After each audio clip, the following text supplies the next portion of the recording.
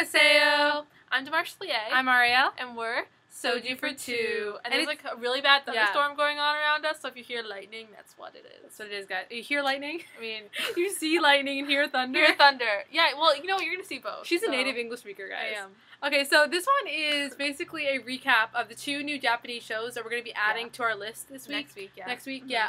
They're both really cute and totally different. So it's the watching now, but Japanese version. Yes, right? watching now, Japanese dramas. So the first one is Rich Man, Poor Girl. So this one's highly anticipated, and we can totally tell why.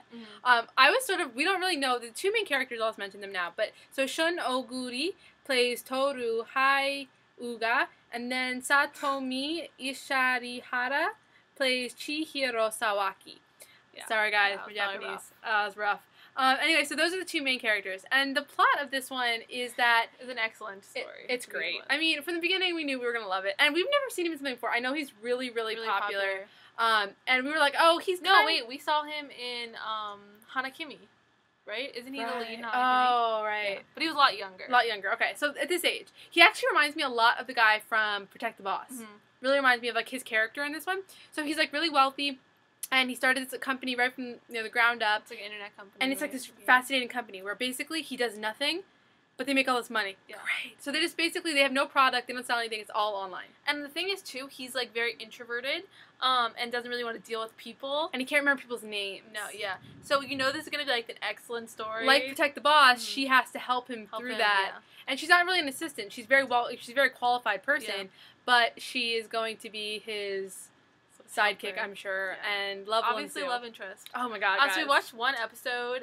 Difficulty again with finding things translated. You know, it's like took a little while, but I would say check this one out because it just seems like it has right away the story you're gonna like. And there's gonna be a love triangle. Winning someone over. I'm almost 100% positive with I guess her name is Saki Aibu. She's beautiful. She plays like his assistant's sister. So she came into, she's a chef or something, so she's going to be an interesting twist. Also, at the end of this first episode, we had a really shocking twist. She seems to be like I don't know what she is, maybe a spy, maybe something crazy.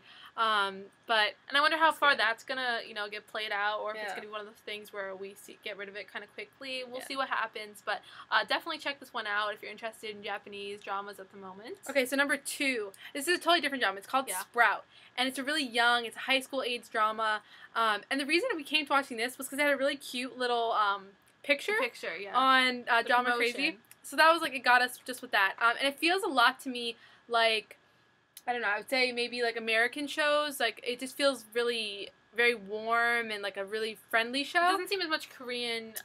I know it's Japanese, but it doesn't have a Korean tinge at all. I know sometimes you watch these shows and you're like, okay, there could be a crossover, they're Asian, but no, this one feels like very different than the Korean shows we've watched. Yes, and so the main, so there's a bunch of characters. It has an interesting plot. Like this house, this girl in high school becomes, her family like sort of starts taking in boarders, and they take in one boy that's also in her school, and then 2 college students, and this boy, she happens to be her fated one. And it's very interesting. I mean, this is going to be, again, one of those, I feel like we've noticed a lot in Japanese shows where, like, there's always, like, one girl and, like, a huge group of guys, and they always become, like, friends or things like that, and then obviously there's, like, love interests, but it's interesting how that happens. I mean, in Korea, this would only happen by pretending to be a boy.